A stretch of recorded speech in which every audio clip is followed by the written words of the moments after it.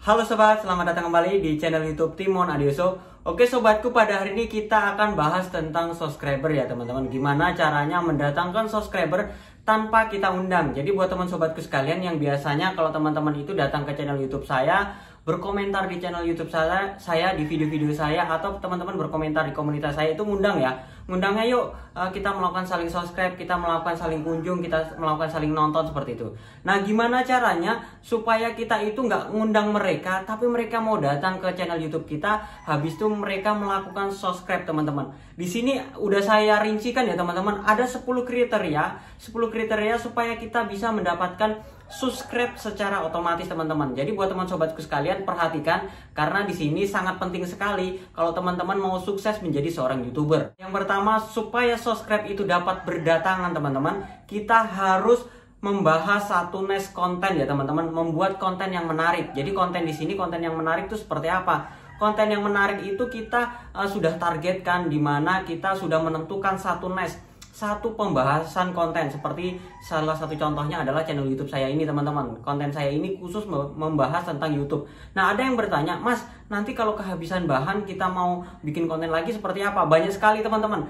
Jadi kalau bikin konten itu bukan berarti kita tangkap secara global ya, yang besar-besar. Kita coba tangkap yang secara kecil, yang mendetail, yang kecil-kecil, kata kunci yang bisa kita targetkan teman-teman. Jadi di sini kita bahas satu niche itu, kita targetkan bener-bener konten itu membahas satu tentang produk ya. Jadi kalau kita mancing, Mas, mancing ini kan kadang-kadang kata kuncinya ini susah sekali kalau kita mau targetkan, karena mancingnya tuh begitu-begitu aja. Kita juga bisa targetkan teman-teman tutorial-tutorial bagaimana caranya merakit mata pancing, bagaimana merakit senar-senar pancing seperti itu. Oke, itu yang pertama, bahas satu niche untuk konten atau di channel YouTube teman-teman. Yang kedua apalagi? Yang kedua adalah konten yang bermanfaat. Nah, di sini yang saya bilang teman-teman, supaya kita mendapatkan subscribe yang banyak, kita harus membuat konten yang bermanfaat. Jadi orang datang ke channel YouTube kita itu merasa senang atau merasa diuntungkan, bahwasanya mereka datang mendapatkan pengetahuan baru. Jadi salah satu contoh, teman-teman membuat konten atau membuat video tutorial. Tutorial itu banyak sekali ya teman-teman, tutorial YouTube.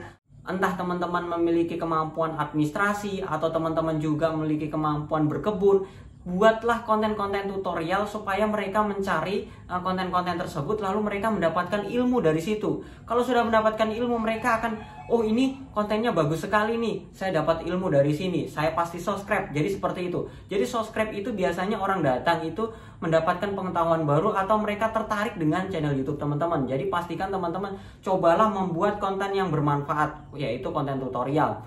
Terserah teman-teman konten tutorial apapun. Salah satu contoh sederhana adalah cara menggunakan dasi. Dasi itu kan sederhana banget tuh teman-teman. Teman-teman pasti berpikir, cara menggunakan dasi itu kan gampang sekali. Itu menurut teman-teman yang bisa. Yang nggak bisa pasti mereka cari tutorialnya seperti itu. Itu adalah trik yang kedua untuk mendapatkan banyak subscriber berdatangan secara otomatis. Habis itu yang ketiga apalagi teman-teman?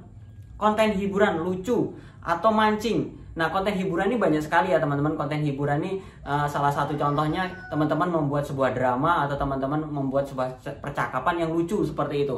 Mereka akan menarik, mereka ketawa, mereka akan subscribe.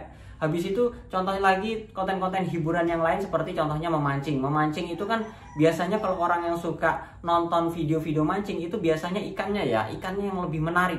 Nah, itu mereka sebenarnya konten-konten hiburan itu teman-teman. Konten-konten hiburan. Berikutnya lagi konten-konten hiburan seperti apa lagi?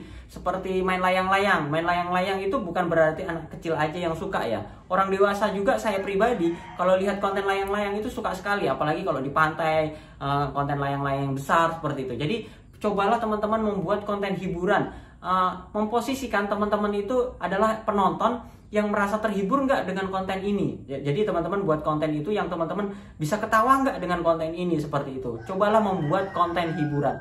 Berikutnya lagi yang keempat adalah memaksimalkan durasi video. Nah, di sini berulang kali ya sudah saya bilang buat teman sobatku sekalian, untuk membuat video, untuk menampilkan video, untuk menyajikan video ke orang lain, durasi video cukup penting. Durasi video di sini kita jangan sembarangan ya. Mentang-mentang teman-teman itu mau banyak iklan, teman-teman itu mau banyak penghasilan, teman-teman buatlah durasi panjang, tapi teman-teman tidak memaksimalkan durasi video itu sendiri. Jadi teman-teman sesuaikan durasi ini, sesuaikan dengan kebutuhan atau video teman-teman. Kalau semuanya kontennya memang dirasa oh ini bisa 15 menit karena kontennya tutorial harus lengkap seperti itu, nggak apa-apa. Tapi kalau konten hiburan teman-teman pada saat pertama kali nge-YouTube, membuat channel YouTube, saran saya jangan panjang-panjang. Teman-teman cukup membuat konten dengan durasi video mungkin 1-2 menit, 1 menit ke video short ya, mungkin 2-3 menit seperti itu, paling lama 5 menit lah. Nah, tapi kalau semuanya orang sudah mulai suka dengan channel YouTube kita, orang suka itu biasanya nonton durasinya panjang ya.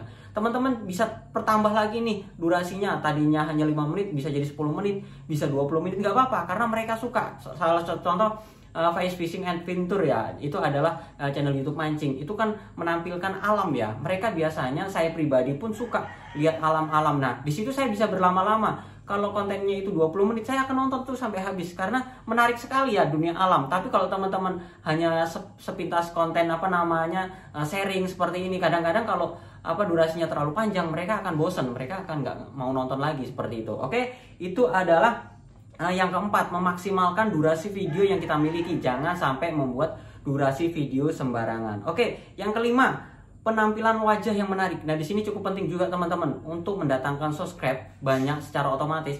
Penampilan wajah ini mempengaruhi. Jadi kalau teman-teman itu membuat video, teman-teman atau membuat konten, teman-teman cobalah kalau semuanya nggak punya wajah cantik, nggak punya wajah ganteng, teman-teman berani menggunakan aktor orang lain yang memiliki wajah lebih. Jadi mereka memiliki wajah yang menarik, yang cantik, yang ganteng. Teman-teman bikin konten, bikin video.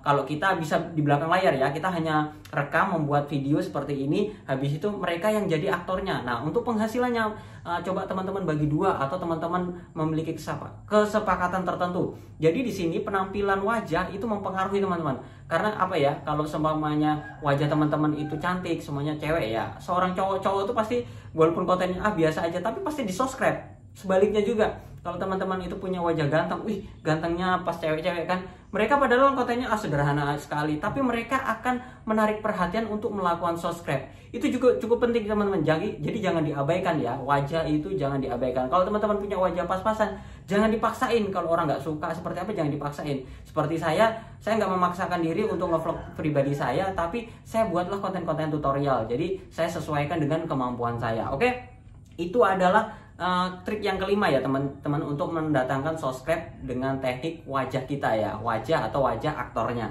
Oke, selanjutnya lagi yang keenam, kata kunci di pengaturan channel. Jadi buat teman sobatku sekalian, untuk membuat sebuah channel kita ada melakukan pengaturan ya. Pengaturan itu ada di YouTube Studio. YouTube Studio itu kita bisa buka melalui Google Chrome kalau teman-teman menggunakan handphone Android. Tapi kalau teman-teman menggunakan komputer enak sekali ya, browser Firefox apapun bisa. Jadi kita masuklah ke pengaturan. Di pengaturan di sana ada settingan channel. Settingan channel di sana ada kata kunci. Nah, kata kunci ini teman-teman nggak boleh sembarangan. Ini bukan kata kunci khusus, bukan khusus tentang judul videonya ya, tapi secara global konten kita tentang apa. Salah satu contoh, karena channel YouTube saya ini adalah tutorial YouTube, jadi kata kunci umum di pengaturan itu biasanya saya ketik dengan kata kunci tutorial YouTube, panduan YouTube seperti itu ya, cara mendapatkan uang di YouTube. Jadi kata kunci yang global karena di pengaturan ya, pengaturan channel utama. Nah, beda lagi kalau teman-teman lakukan di tag di deskripsi atau videonya, itu lebih memfokus ke videonya. Itu yang ke-6 ya teman-teman, kata kunci pengaturan channel. Yang ke-7 adalah judul dan tag video tertarget. Nah, ini yang saya bilang tadi teman-teman, antara judul tag itu tertarget ya. Tadi kalau kita ngisi di pengaturan channelnya, ini kita mengisi tag itu di videonya. Nah, ngisi tag video itu yang benar seperti apa, kita lakukan riset. Nah, kita lebih memfokus ke kontennya ya. Di kontennya semuanya teman-teman, cara mendapatkan uang dari YouTube. Nah, kata kunci itu teman-teman coba cari kata kunci turunan. Kata kunci turunan pokoknya yang berhubungan dengan kata kunci itu. Jangan teman-teman lepas. Teman-teman cara mendapatkan uang dari YouTube, tapi teman-teman kata kuncinya masukkan Denzisi, Karolina Adina, pokoknya para YouTuber yang membuat terkenal seperti itu ya. Kita masukkan kata kunci itu semua, jangan, karena kita harus targetkan sesuai dengan kata kunci judul. Jadi judulnya harus tertarget. Cara membuat channel YouTube semuanya judulnya seperti itu ya. Nah, kata kunci di tagnya itu berhubungan dengan judul. Jadi judul dan tag ini saling terkait, itu yang akan mendatangkan subscriber atau mendatangkan viewers teman-teman, karena mereka mencari kata kunci di search engine YouTube seperti itu. Itu jadi yang ke-7, pengisian tag dan judul itu cukup penting. Jadi teman-teman harus lakukan sesuai dengan target, jangan sembarangan atau melebar seperti itu ya. Oke, berikutnya lagi yang ke-8.